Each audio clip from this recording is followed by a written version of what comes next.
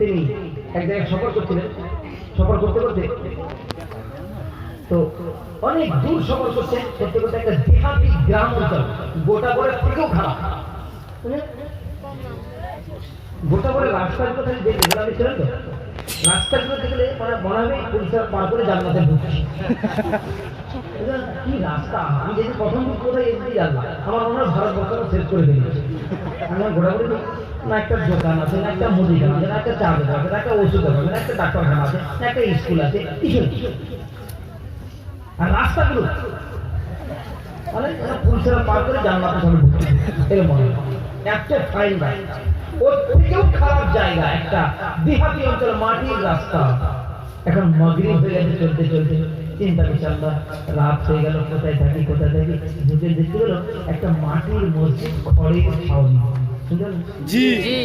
আলহামদুলিল্লাহ এই মসজিদ পাওয়া গেছে, এখানে রাত কাটিয়ে দেবো।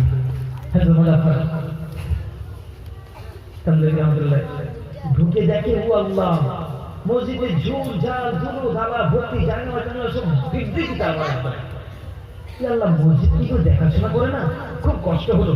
নিজের ব্যাগটা বারান্দার এক কোণে রেখে দিয়ে ছোট্ট মতো মসজিদ, মাটির মসজিদ, আগেকার মাটির মসজিদ যারা বয়স সবাই দেখেছে, মাটির মসজিদের অবস্থা কিরকম।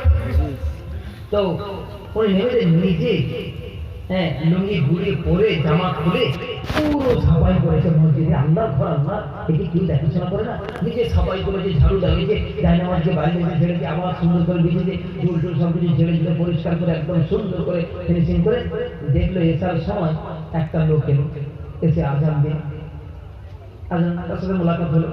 তারপর এসার নামাজ দাঁড়াবে, আর একটা লোক এলো, ওই এলাকায় 2 লোক নামাজ, আর মৌলানা করলে সেদিন 3 লোক এলো। একটাও নামাজ এমন সময়ও ছিল। এখানে তো আলহামদুলিল্লাহ নামাজ ভর্তি, এখানে সব 5 ওয়াক্ত নামাজের কোনো প্রবলেম, তাহাজ্জুদ করে ফাটিয়ে দিচ্ছে। এখানে কিছু মাল এরকম এসছে,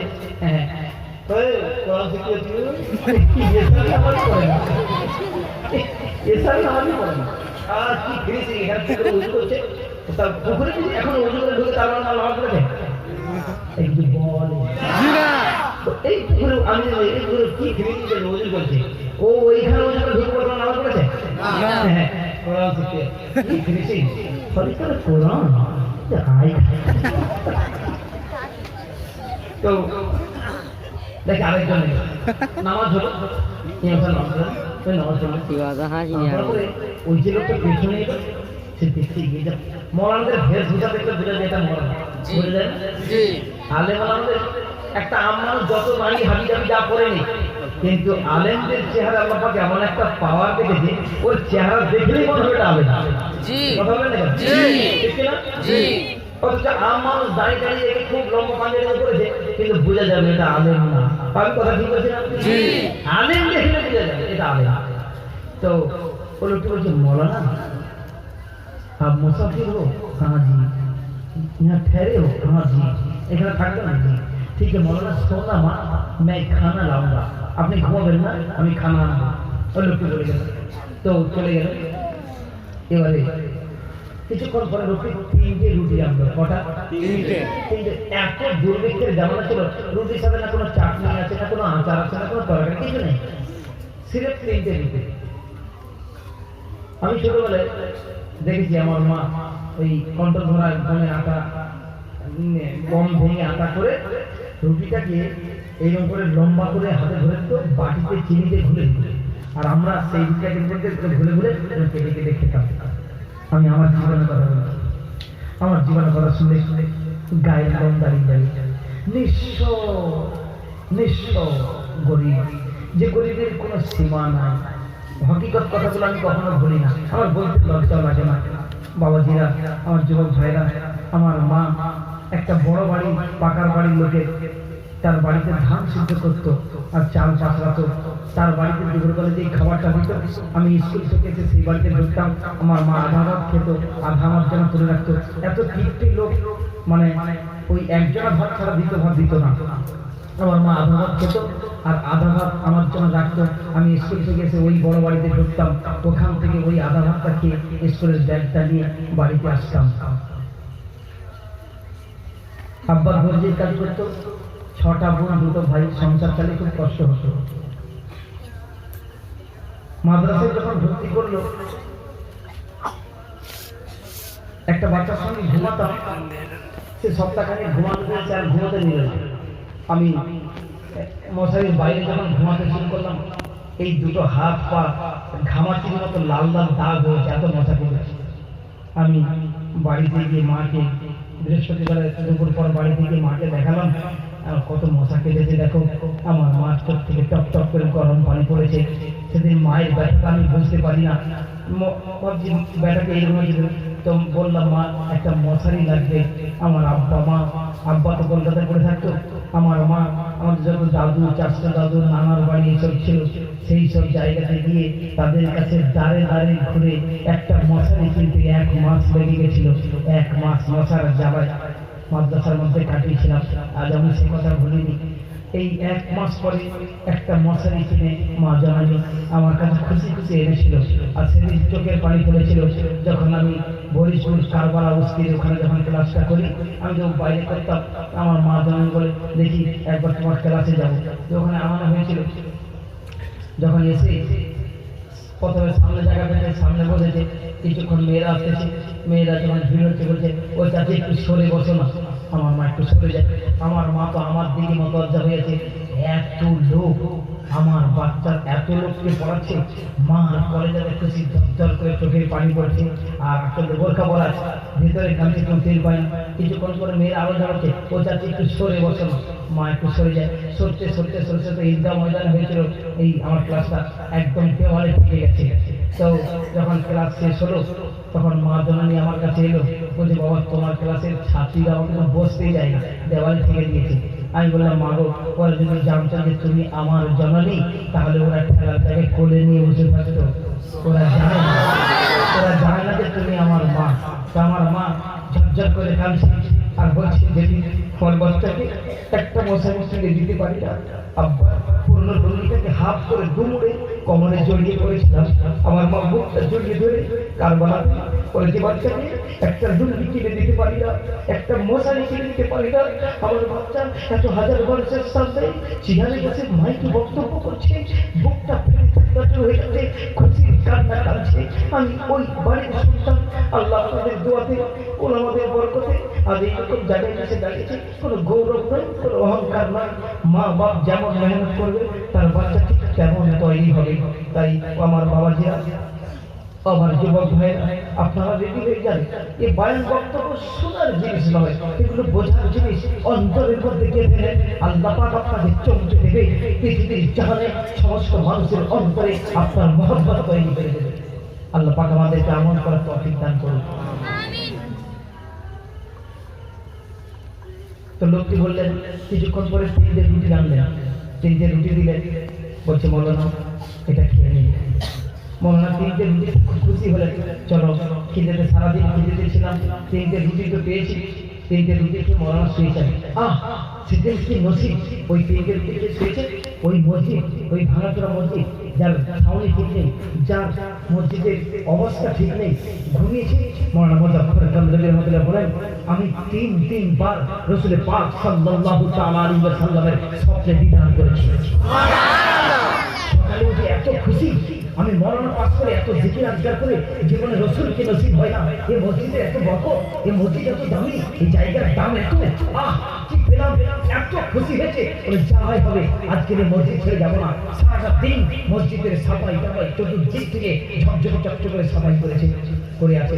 সারাদিন কেউ নামাজ পড়তে আসে না, শুধু ইমাম সাহেব আজান দেয়, নিজে নামাজ পড়ে পড়ে। এসার সময় ওই লোকটা আবার এসেছে, আবার আসছে। এসার নামাজের পরে বলছে, মৌলানা आज भी ठहर गए हो, ठीक है सोना मत, मैं खाना लाऊंगा। কথা বুঝতে পারছেন? তো চলে গেলেন। কিছুক্ষণ পরে 2টো রুটি এনেছেন। কটা? 2টো রুটি এনেছেন। 2টো রুটি এনে বলছেন, মৌলানা इसको खा लेना। খালি রুটি। মৌলানা পানি দিয়ে ভিজে রুটি খেলেন, শুয়ে পড়লেন। কি মসজিদ, মসজিদের কত বরকত, যে মসজিদে কেউ আসে না, শুয়েছে ওই দিন 2 বার রাসূল পাক সাল্লাল্লাহু আলাইহি ওয়াসাল্লামের দিদার নসিব হয়েছে। সুবহানাল্লাহ। অবাক হয়ে খুশি হয়ে গেছেন। খুশি বলছে, এ কি জায়গা, জীবনে কোথাও এমন ঘটে না। এমন জায়গা ছাড়তে কারোর মন চাইবে না। তিনি তৃতীয় দিন ফের থেকে গেছে, তৃতীয় দিন থেকে গেছে, সারাদিন ওই লোকটা আসে না। তৃতীয় দিন ওই এসার সময় লোকটি এসেছে, এসে দেখছে মৌলানা আজ भी ठहर गए हो, আজকের দিন থেকে গেছে। বলে জি জি। মৌলানা তো কিসের জন্য থাকছে ওটা বলছে। বলছে ঠিক আছে মৌলানা শোন আমার, मैं खाना लाऊंगा। তো চলে গেলেন। কিছুক্ষণ পরে বাড়ি থেকে একটা রুটি এনেছে। কটা রুটি? একটা রুটি। একটা রুটি এনে দিয়েছে, আর একটা রুটি হাতে ধরে বলছে মৌলানা खबरदार, कल सुबह होते ही यहाँ से दफा हो जाना, खबरदारियां है नमाज। রাগের সাথে এখানে কালে থাকবে না, সকালে উঠেই চলে যাবে এখান থেকে, এই রুটিটাও খেয়ে যাবে। মনে একটু অনেকক্ষণ চিন্তায় পড়ে গেলেন, একটু দুঃখ পেলেন। এলাকার লোক যখন থাকতে পেলে না, থাকা যাবে না, তো সেদিন একটা রুটিতে শুয়েছে।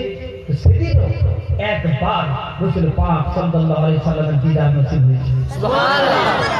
এখন ফজরের সময় উঠে বলে এ তো কোনো মসজিদের কামাল নয়, এ তো কোনো মসজিদের বরকত নয়, এ তো জানার বরকত নয়, এ সমস্ত বরকত তো এর রুটির মধ্যে। যেদিন আমি 3টে রুটি খেয়েছি রসুলকে 3বার দিদার করেছি, যেদিন আমি 2টো রুটি খেয়েছি রসুলকে 2বার দিদার করেছি, কালকে একটা রুটি খেয়েছি তো 1বার দিদার করেছি। তার মানে সমস্ত বরকত রুটির মধ্যে, মসজিদের কোনো কামাল নয়। এবারে সারাদিন অপেক্ষারত, যায় না যে ওই লোকটার সাথে একবার মিলে যাব। ও যাই বলে বলুন যে ও লোকটা কি এমন করে যার রুটিতে এত বরকত থেকেছে। এসার সময় মসজিদের বাইরে খালি পায়চারি দিচ্ছে, কখনই লোকটা আসে। ওই দূর থেকে দেখতে লোকটা রাস্তা থেকে মসজিদের দিকে নামছে, অমনি ছুরিকে বাঁধা করে ধরেছে। বলে ভাই আমাকে ক্ষমা করে দেবে, আমি আজকে চলে যেতাম, কিন্তু ভাই আমি যাই না, শুধু তোমার সাথে একটাবার দেখা করতাম, আমার রুটির দরকার নেই, আমাকে খাবার দিতে হবে না, আমি এক্ষুনি চলে যাবো, তোমার এখানে থাকবো না, শুধু তোমার সঙ্গে দেখা করার জন্য এসেছি। ও ভাই তুমি বলতে পারো তুমি কি এমন কাজ করো ভাই, তোমার রুটিতে এত বরকত। যেদিন তোমার 3টে রুটি খেয়েছি আমি রসুলকে 3বার স্বপ্ন দেখেছি, যেদিন 2টো রুটি খেয়েছি 2বার স্বপ্ন দেখেছি, যেদিন একটা রুটি খেয়েছি 1বার স্বপ্ন দেখেছি। তোমার রুটিতে এত বরকত, তুমি কি করো ভাই? লোকটি ধারাম করে জমিনে বসে পড়লেন। বসে পড়ে দুঃখের সাথে উনিও বসেছেন। মৌলানা অবাক হয়ে চেহারা দিকে দেখছেন, আর লোকটা চোখের পানি ঝরঝর করে নামছে, চোখের পানি ছেড়ে দিয়ে বলে ভাই আমি এক কাঠুরে জঙ্গলের কাঠ কাটি, সারাদিন না খেয়ে যে কাঠ কাটি, ওই কাঠ কাটার কারণে আমার যে মজুরিটা হয় সেটা ততটুকু পয়সা পাই যে সির্ফ 3টে রুটি তৈরি হয়, 3টের বেশি আর হয় না। সারাদিন মেহনতে 3টে রুটি হয়। আর আমার বাড়িতে আমরা 3জন আছি, আমি, আমার বিবি, আমার 6 বছরের ছোট্ট একটা বাচ্চা। তো আমরা সারাদিন সকলেই যেতে থাকি, কেউ কোনো খাই না। আমরা রাত্রেবেলায় 3টে রুটি তৈরি করে আমরা 3 জনা খেয়ে শুয়ে পড়ি। তো আমি যখন দেখলাম আমাদের মসজিদে মৌলানা এসেছে, আর আমি ওলামাদের মুখ থেকে শুনেছি যারা আলেম ওলামাদের কদর করবে, খাওয়াবে, আল্লাহ পাক তাদের জান্নাতের রাস্তা দরজা খুলে দেবে।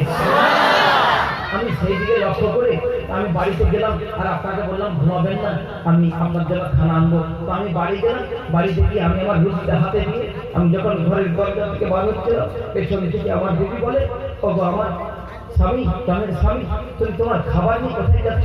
আমি বললাম আমার দিদিকে আমাদের মসজিদে একজন মৌলানা আছে, বেচারা কিছু খেতে পারে না, কমসে কম আমি আমার রুটিটা দিয়ে দিই, আল্লাহ পাক জান্নাতে বদলা দিয়ে দেবে। দিদি বলে আমি তো তোমারই দিদি, তুমি জান্নাতের অধিকার হতে পারো, আমি তোমার দিদি হয়ে অধিকার নেই, যাও যাও আমরা পানি খেয়ে শুয়ে যাবো, আমার রুটিটা নিয়ে চলে যাও। তো আমার দিদির রুটিটা নিয়ে দরজার বাইরে যখন চলে গেছি, আমার ছোট্ট 6 বছরের বাচ্চা নিজের হাতের রুটিটা দিয়ে ছুটে এসে বলে আব্বা তোমরা আমার মা বাপ হয়ে জান্নাতে চলে যাও, আর আমি জানা সত্ত্বেও আমার রুটিটা খেয়ে নেই, কালকে ফারিস্তা আমার কলার ধরবে না, তোমরা কি চাও না আমি তোমার সন্তান হয়ে তোমাদের সঙ্গে জান্নাতে যাই? ও আমার আব্বা আজকে আমিও পানি খেয়ে করবো, আমার রুটিটাও নিয়ে চলে যাও। এই করে আমরা আমাদের 3টে রুটি আপনাকে দিয়ে গেছি, আমরা সকালে পানি খেয়ে শুয়ে পড়েছি। দ্বিতীয় দিন যখন দেখি আপনি আসেন, আর আপনাকে বললাম আপনি ঘুমাবেন না, খানা আনবো।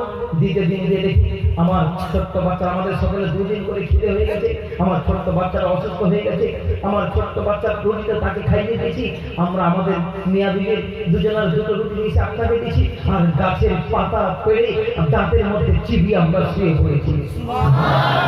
আর তৃতীয় দিন দেখি আপনি তাও আছেন, তাই আমি বাড়ি থেকে দেখি আমার বিবির 3 দিন খিদে, 24টা ঘন্টা 3 দিন হলে 72 ঘন্টা হয়, 72 ঘন্টা আমার বিবিও কিছু খায় না আর আমি কিছু খাই না।